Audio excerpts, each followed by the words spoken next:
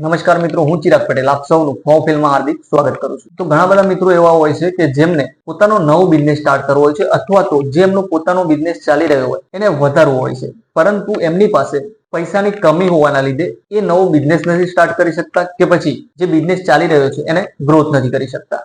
પરંતુ આજે હું તમારા બધા માટે ભારત સરકારની એક એવી યોજના લઈને આવ્યો છું કે જેની અંદર તમારે કોઈ પણ વસ્તુ ગીરવે રાખ્યા વગર અથવા તો કોઈ પણ પ્રકારની પ્રોપર્ટી દર્શાવ્યા વગર ₹50,000 થી 10 લાખ સુધીની લોન તમને વગર કોલેટરલે મળશે। હવે ઘણા બધા મિત્રોને એવું થતું હશે કે ભાઈ આવી બધી યોજનાઓ તો ઘણી વાર આવે છે પણ કોઈને કઈ પણ પ્રકારનો લાભ નથી મળતો, અને અમુક લોકોએ તો આવી યોજનાઓની અંદર એપ્લાય પણ કરે છે પરંતુ એમને લોન નથી મળતી। તો એના હું કારણો પણ તમને બતાવીશ, અને આજે જે યોજનાની હું વાત કરી રહ્યો છું જેનું નામ છે પ્રધાનમંત્રી મુદ્રા યોજના, અને આની અંદર અત્યાર સુધીમાં કેટલા લોકોને કેટલા રૂપિયાની લોન મળી છે ને એ પણ તમને જણાવીશ, અને કેવી રીતે તમે આની અંદર એપ્લાય કરશો અને શું શું ધ્યાન રાખશો કે જેનાથી તમારી આ લોન 100% તમને મળી જાય એ પણ આપણે આની અંદર ડિસ્કસ કરીશું। તો આ વિડીયોમાં આપણે A to Z પ્રધાનમંત્રી મુદ્રા યોજના વિશેની વાત કરીશું। તો વિડીયોને એન્ડ સુધી જરૂરથી જોજો। જે પણ મિત્રો નવો બિઝનેસ ચાલુ કરવો હોય કે જે ચાલુ હોય એને વધારવું હોય એવા જે પણ તમારા મિત્રો હોય એ બધાને આ વિડીયો જરૂરથી શેર કરજો। તો સૌથી પહેલા તો આપણને એ ખબર હોવી જોઈએ કે પ્રધાનમંત્રી મુદ્રા યોજના છે શું અને આનો મોટિવ શું હતો। તો આને શોર્ટમાં કહીએ તો PMMY કહેવાય, અને આ યોજનાની શરૂઆત 2015 ની અંદર થઈ,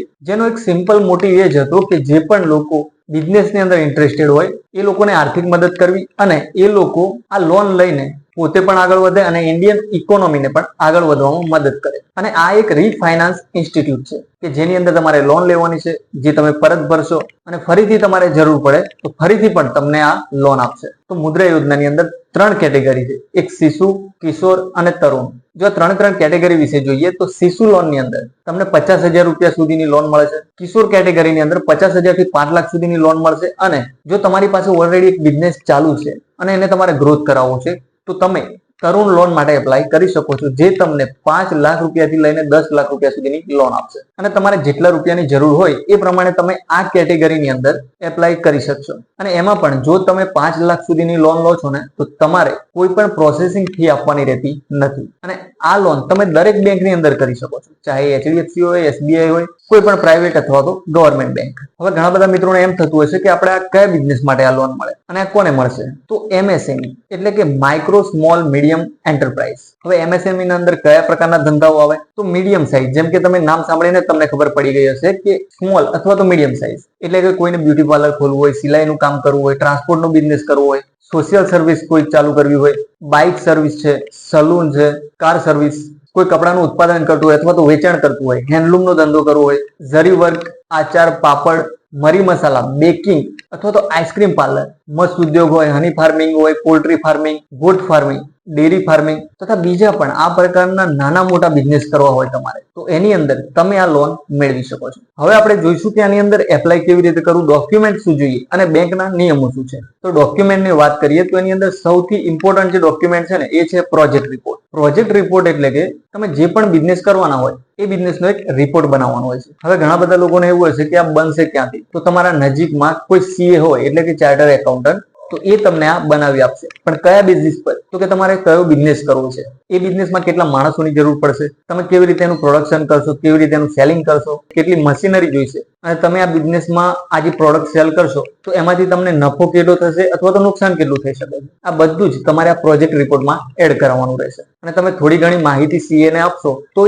એની રીતે બહુ સારો એવો પ્રોજેક્ટ રિપોર્ટ તૈયાર કરીને આપશે। અને આ એક મેઇન ડોક્યુમેન્ટ છે જે આ લોન મેળવવા માટે જરૂરી છે। અને ઘણા મિત્રો આ જે પ્રોજેક્ટ રિપોર્ટ છે ને એને વ્યવસ્થિત રીતે નથી બનાવતા, જેના લીધે બેંક એમને તરત જ રિજેક્ટ કરી દેશે, જેથી તમારે આ મેઇન પ્રોજેક્ટ રિપોર્ટ પર ખાસ ફોકસ કરવું અને આ કમ્પ્લીટલી બનાવી દેવું, જેથી ઘણા બધા લોકો જે કમ્પ્લેન કરે છે કે અમને નથી મળતી લોન, એમને આ મેઇન પ્રોબ્લેમ હોય, તો આના પર ખાસ ધ્યાન આપવું। તો હવે બીજા કયા પ્રકારના ડોક્યુમેન્ટ જોઈશે, તો બીજા જોઈશે KYC કરવા માટે। KYC ની અંદર Aadhaar card, ration card, light bill છે, બેંક પાસબુકની ઝેરોક્સ છે, બેંક પાસબુકનું સ્ટેટમેન્ટ છે, અને જો તમારો બિઝનેસ ચાલુ હોય તો જે જમીન પર ચાલુ છે જમીનના દસ્તાવેજ, અથવા તો જો રેન્ટ પર હોય તો રેન્ટ એગ્રીમેન્ટ, તમે જો કોઈ બિઝનેસની કોઈ ટ્રેનિંગ લીધેલી હોય અથવા તો કોઈ કોર્સ કરેલો હોય તો એનું સર્ટિફિકેટ એડ કરવું, તમે જો SC, ST, OBC કેટેગરીમાંથી આવતા હોય તો એનો જાતિનો દાખલો તમારે રજૂ કરવાનો રહેશે। તો આ પ્રકારે એક બેઝિક ડોક્યુમેન્ટ્સની રિક્વાયરમેન્ટ રહેશે, જેમાં મેઇન પ્રોજેક્ટ રિપોર્ટ છે। હવે તમારા બધા ડોક્યુમેન્ટ તૈયાર થઈ જાય એટલે તમે બેંકની અંદર એપ્લાય કરવા જશો તો સૌથી પહેલા બેંક તમારો સિબિલ સ્કોર ચેક કરશે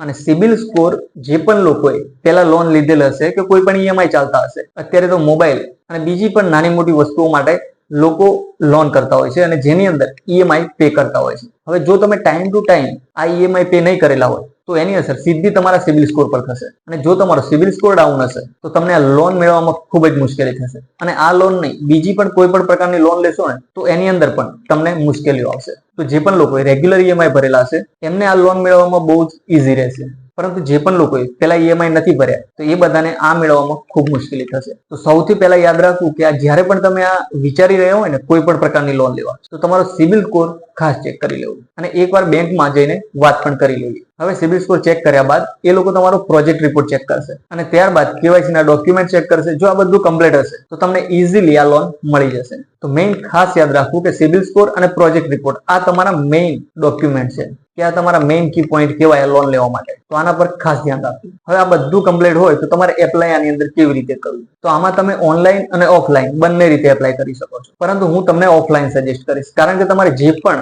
બેંકની અંદર એકાઉન્ટ હોય ત્યાં જઈને તમારે આ પ્રધાનમંત્રી મુદ્રા યોજના વિશે વાત કરવાની છે અને જે લોન લેવાની છે એના વિશે થોડી જાણકારી લેવાની છે. ત્યારબાદ એ લોકો તમને એક ફોર્મ આપશે જે ભરીને ડોક્યુમેન્ટ એટેચ કરી તમારે ત્યાં જ એ ફોર્મ જમા કરાવવાનું રહેશે. અને જો તમારે આ ત્રણ કેટેગરીના ફોર્મ ડાઉનલોડ કરવા હોય ને તો એની લિંક પણ આપણી ડિસ્ક્રિપ્શનમાં આપી દીધી છે જ્યાંથી તમે ડાઉનલોડ કરી શકશો. અને જે પણ લોકોને ઓનલાઈન એપ્લાય કરવું હોય એમના માટે JanSamarth.in આ વેબસાઇટ છે જ્યાં જઈને તમે ઓનલાઈન એપ્લાય કરી શકશો. પણ બેટર ઓપ્શન એ જ છે કે તમે ઓફલાઈન જાઓ જેથી તમારે કઈ પણ પ્રકારની તકલીફ આવે ને તો તમે ડાયરેક્ટ બેંકનો સંપર્ક કરી શકો. હવે ઘણા બધા મિત્રો એવું કહેતા હતા કે ખરેખર આની અંદર લોન મળે છે, કોઈ ડેટા છે આનો? તો હું તમને જણાવી દઉં કે પ્રધાનમંત્રી મુદ્રા યોજનાની જે ઓફિશિયલ વેબસાઇટ છે એના પર દર વર્ષનો ડેટા અવેલેબલ હોય છે કે કયા વર્ષે કેટલી લોન આપી અને કેટલા લોકોને આપી. તો હું તમને 2023-24 નો ડેટા બતાવીશ જેમાં 6,67,77,000 જેટલા લોકોને આ લોન આપવામાં આવી અને જેમાં જે એમાઉન્ટ સેન્કશન કરવામાં આવ્યું 5,41,000 કરોડ રૂપિયા જેટલું એમાઉન્ટ સેન્કશન કરવામાં આવ્યું અને જેની અંદરથી 5,32,800 કરોડ રૂપિયાનું એમાઉન્ટ ડિસ્ટ્રીબ્યુટ કરવામાં આવ્યું. આ મેં તમને 2023-24 નો ડેટા કહ્યો.